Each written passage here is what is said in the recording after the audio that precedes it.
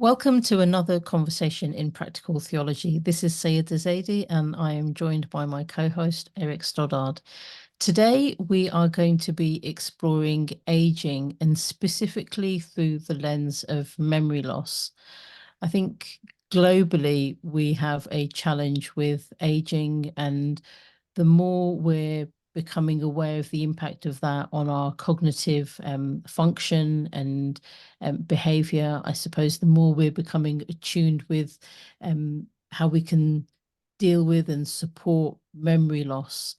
And this is a great subject for us to look at through the lens of theology for both of our traditions, partly because what then happens when an individual starts to forget their faith or their practices, or dare I even say, starts to forget God?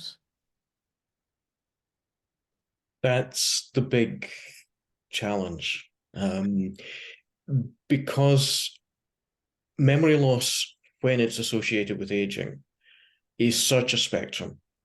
And it can be minor aspects of just short-term memory can be difficult. And folks can be really keyed in on events in the past, but just handling day-to-day aspects when you can't quite remember, the joke, and it's not really funny, is when you go into a room and you can't remember why you've gone there. For some people, that becomes a real issue and a worry. But I'm thinking more of how within our faith traditions do we work alongside, so not to other people who have memory loss, and not to see them as a group that we need to deal with, but as a community, when our communities are experiencing memory loss, because some of our communities members are experiencing memory loss, how do we support? And what does it mean for our faith traditions when someone can reach the point where they're not going to necessarily remember anything about God? They may not remember any content about that name and that label. They may not remember any doctrinal aspects. They may not cognitively be able to remember what prayer is about. But at the same time, there's fascinating ways in which people are remembering in their habits. So they can remember the postures, they can remember the words that are not spontaneous, but they're embedded through years and years of habit. And that for me is a fascinating aspect of not just practical theology, but human experience. How do we remember, and how do we support one another when we start forgetting? There's really, really big questions. And I suppose the thing that's coming up for me is that inbuilt within Islam is a lot of compassion for people who are unwell, and memory loss is a form of illness. And so when you are unwell, like, for example, if you forget one of your five prayers, or if you've got to take medication or things, then some of the rituals that are required for Muslims who are healthy and well and have all of their cognitive function, they're not obligatory anymore for somebody who is unwell, and that unwell also includes memory loss. So it and this is a really interesting thing, as a younger person, inverted commas, witnessing individuals within my community who are unable to remember, as you describe, etc.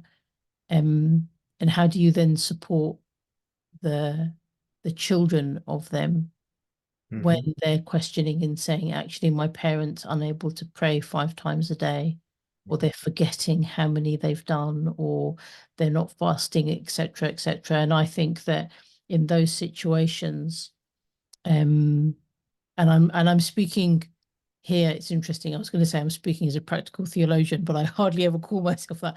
I'm not speaking from doctrine, so I'm not speaking um, as a Islamic theologian.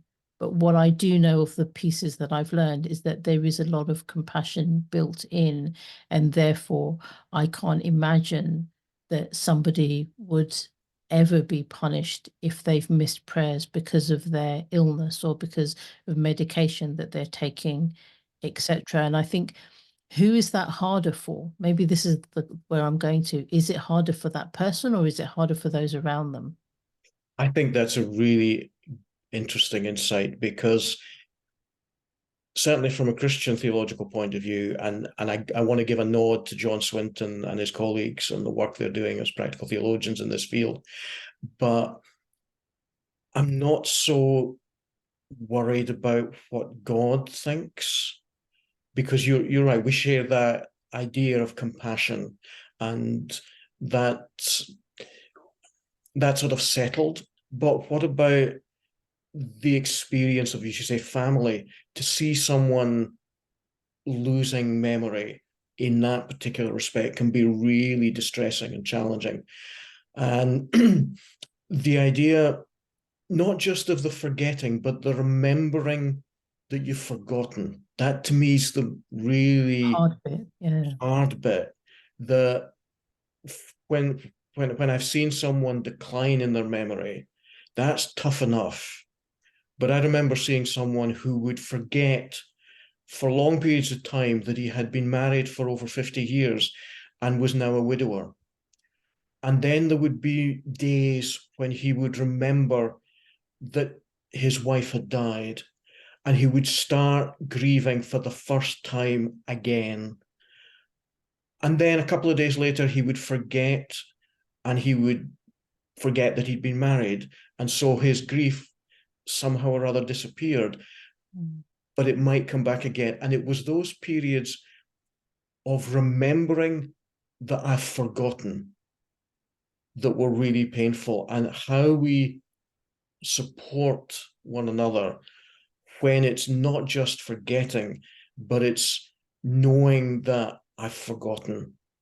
And those moments of lucidity and remembering that, and maybe remembering, to put a hyphen after the remembering, as John Swinton and others do, is maybe the key here.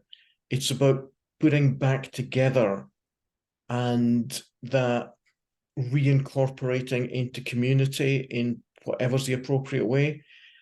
That, for me, seems a crucial dimension of this remembering. Mm. Mm.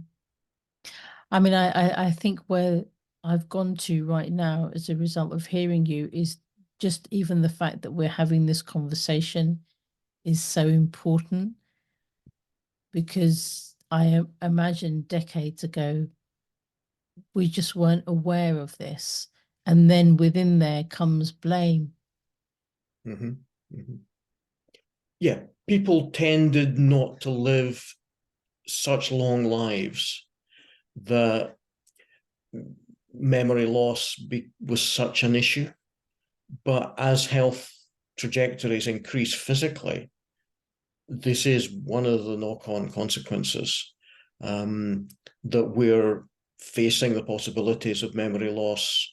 We're encountering family members, friends who are experiencing that. And that just wasn't so prevalent when Mm. people were dying younger. Mm. Mm. In your experience, how how does the how does your community support people who are in that kind of um on both ends of Yeah. the space, actually, the people with the dementia and the memory loss, and then the individuals in the family who perhaps are finding it really complex? I think one of the most helpful aspects are where there's quite a lot of body habit involved in worship. That seems to be really quite important, because a lot of folks, they're not necessarily going to be remembering, or they may have forgotten some of the intellectual dimensions, but their bodies, and which means they are remembering the rituals of crossing themselves, of genuflecting, of approaching the altar, of physically receiving the bread and wine at the Eucharist. And that form of body memory seems to be really crucial. I think it seems to be harder for those faith communities where so much is about words, because if the words go, then that's tougher. There's not so much to hang on to. But I think those body memories, having said that, folks who will really struggle with memory and communicating with folks will hear the Lord's Prayer and be able to say along the Lord's Prayer, because it's a habitual memory in the very positive sense of that. It's really interesting because there are people who, will have been diagnosed with memory loss, as you're describing, probably can't even remember members of their own family, yet have still got complete memorization of the Quran and can recite, and when questioned will just go into this other space and act like they've got the intellect of, I don't know, a teenager in their prime. And for me, I suppose I love the way that you're describing it, about the kind of the memory that the body contains. And I think there is something really important for me about the memory that the soul has, being beyond the intellectual memory and the memory that we can access, and being one that just kind of exists throughout time. So whilst we might, or whilst individuals with memory loss might not have the capacity within the moment to remember something, actually their being as a whole may not have experienced that loss. It's there somewhere, it's just not accessible. Yes, and that understanding that memory is not simply about what we would traditionally call memories at a sort of cognitive level. This is much deeper and broader and integrated into who we are as human beings, so that it's not that when someone has memory loss, they forget everything. They remain a human being.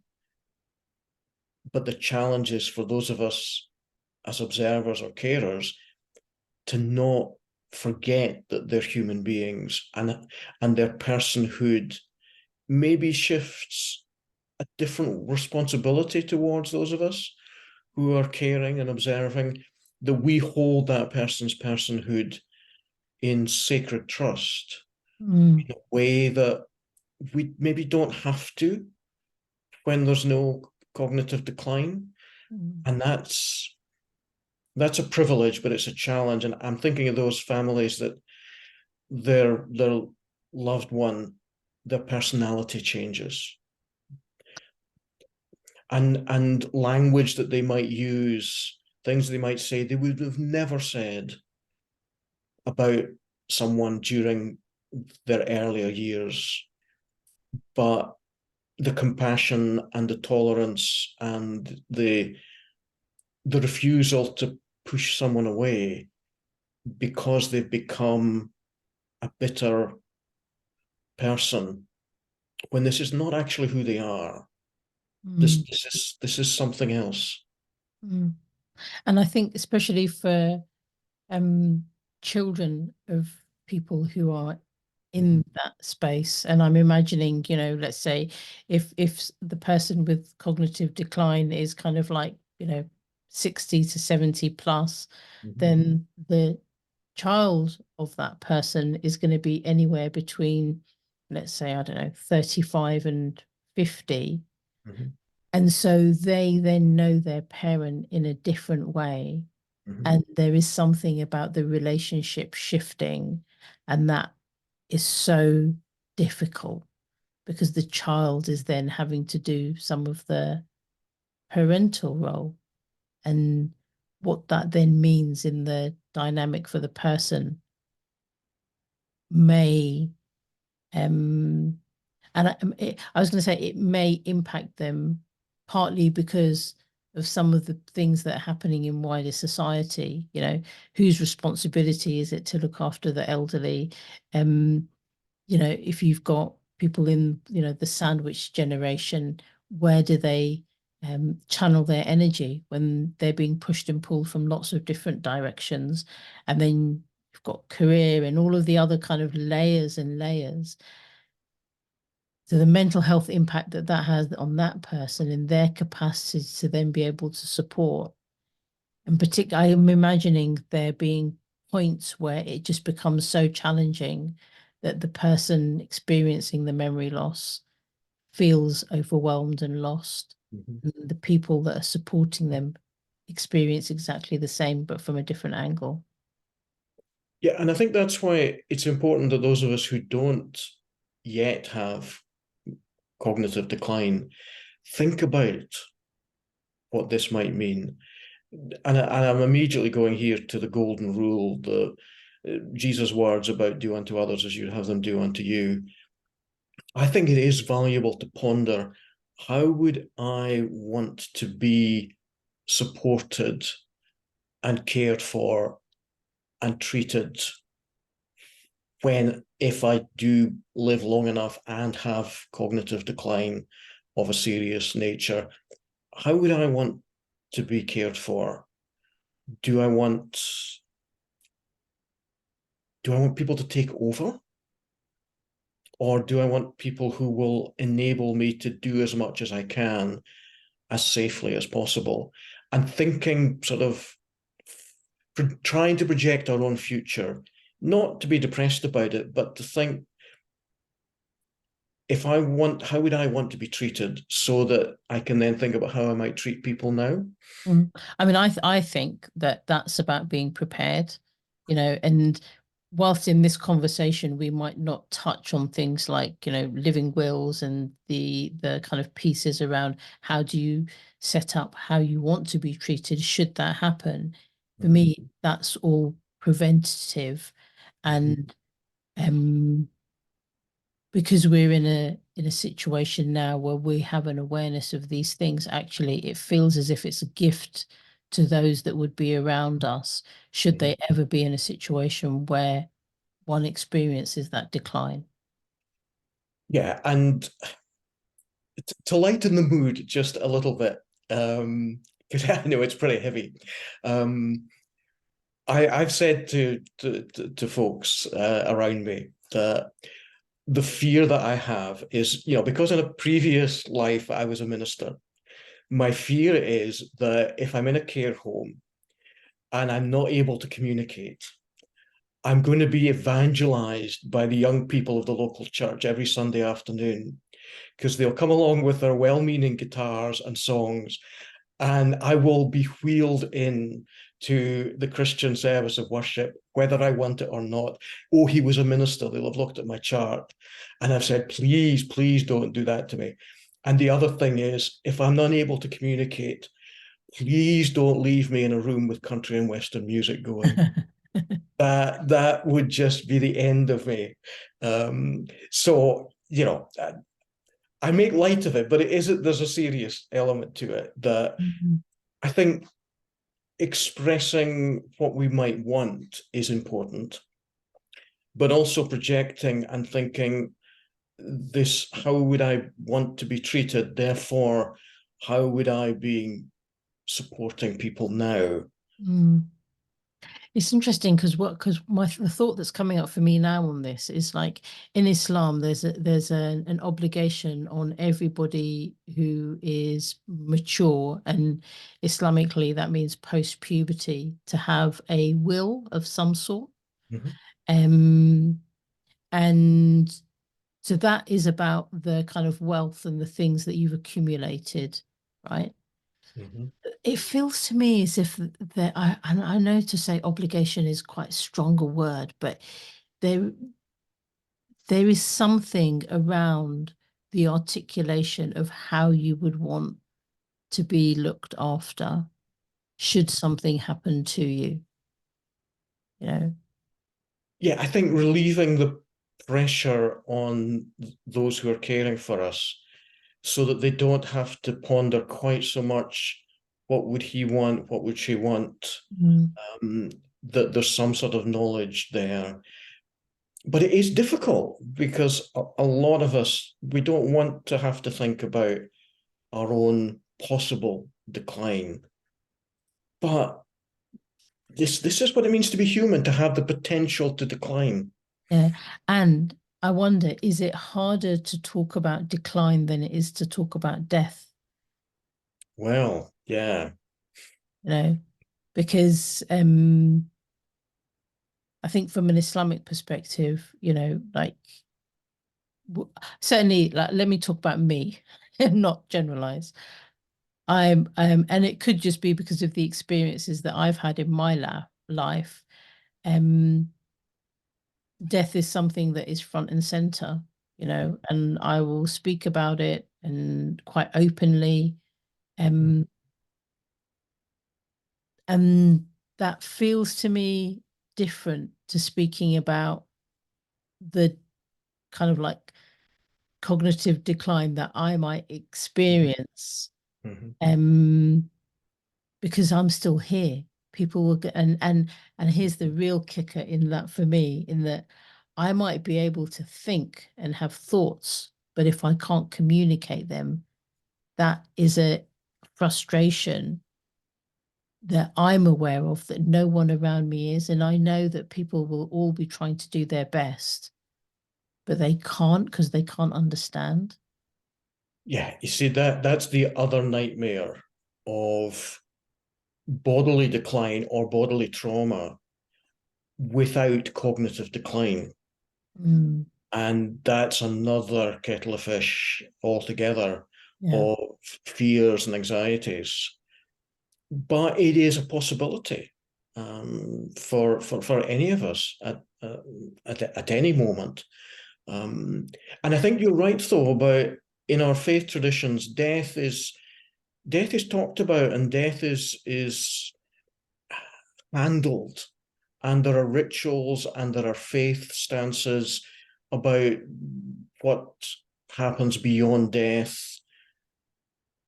But getting there is another area that doesn't often get talked about, which is why I think what John Swinton and others are doing as practical theologians is so crucial, because it's fine to say our faith will give us assurance of comfort that in some way or other we go to be with God, whatever that means for us. But it's the pre-death bit that is more perhaps worrying, or worrying in a different way. What does it mean to be of faith in the potential decline? Death, in some ways, the easy bit almost for Mm, some faith traditions. Was it Woody Allen said, I don't have a problem with death. I just don't want to be there when it happens. mhm, mm, I, I, I don't want to be there in the run up to it when it's decline, if it's decline. And that's something we can't choose. And I think this is where this sort of conversation about decline, it hammers at our sense of invulnerability as human beings and our problem as human beings with anything other than individualism. It gets to the root of what does it mean for us to be human, not for the human race to be human, but for us as individuals. mm.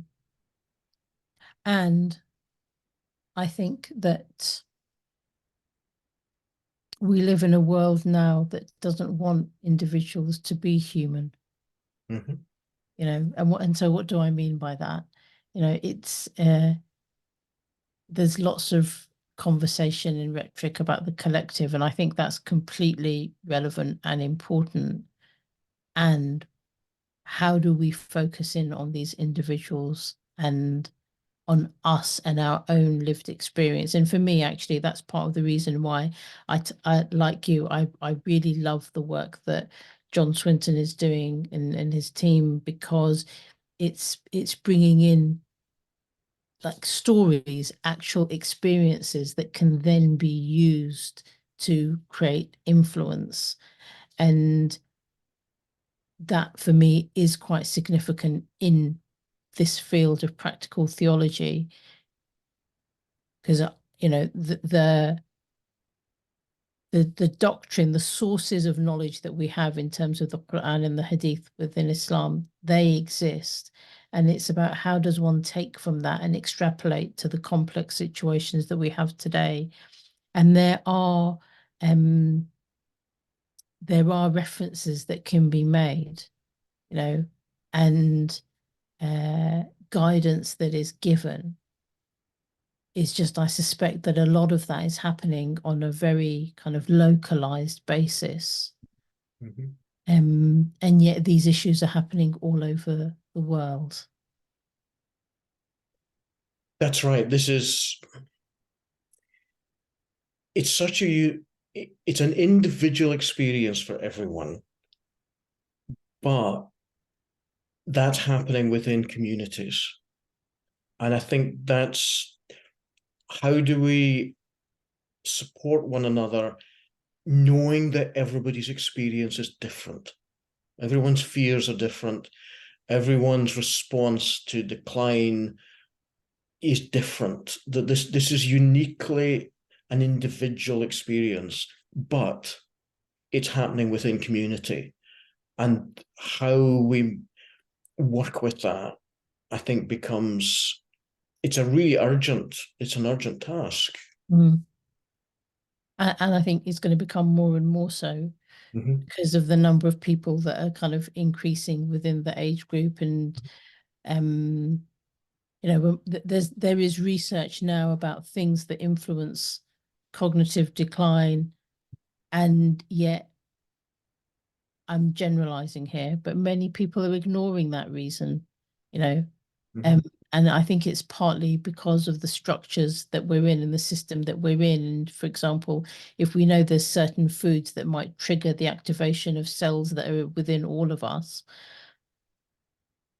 and we still keep eating them, you know, because that's the only food source that might readily be available. What does that mean? And I know I'm really, really simplifying some of what I'm saying, but there are things that we can do to help prevent that, as you say. And it's difficult, you know. So for me, there is this piece about what is the prevention, but also how do we actually do that in um, provide the support to the individual and to their families and also to their communities. Because um, when you see people going into um, uh, holy places of worship, when I see really, really vulnerable people coming into mosques, you know, it's difficult for them to be there. Mhm. And I think that in some ways they should be celebrated because of the effort that they've put to be in there. And at the same time, they could have no recollection or not even understand what is happening. But the impact on those around them is significant. And I think that for me speaks as a really important reminder for why we need to create or open up spaces of worship for everyone that wants to be able to go into them.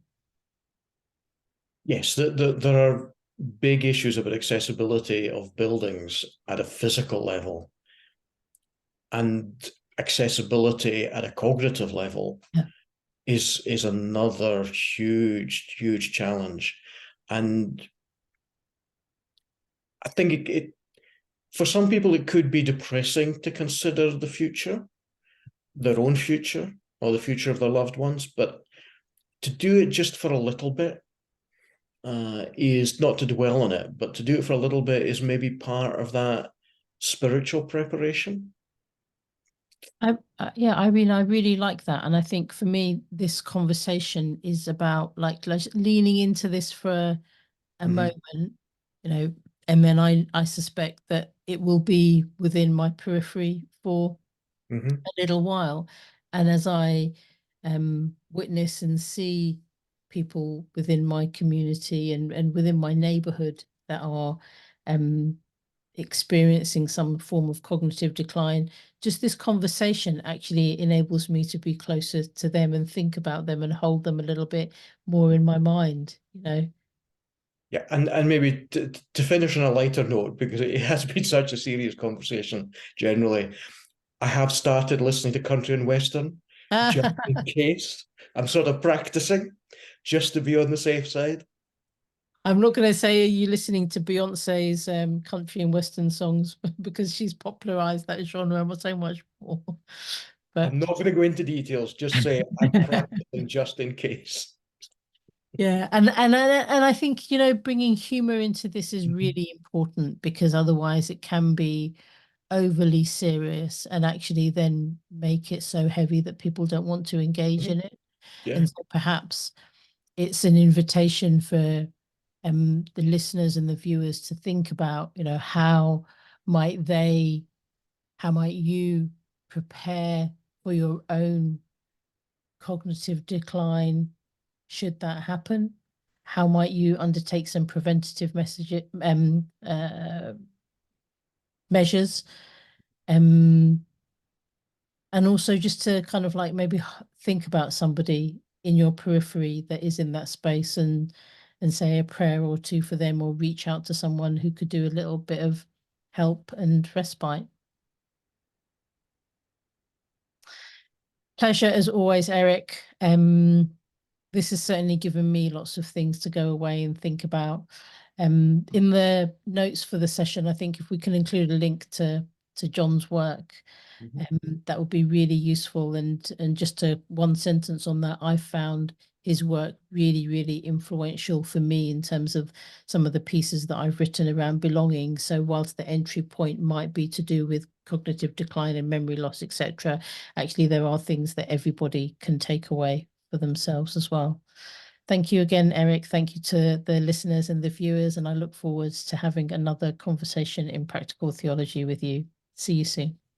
And thank you too, Saiyyidah. Bye, everyone.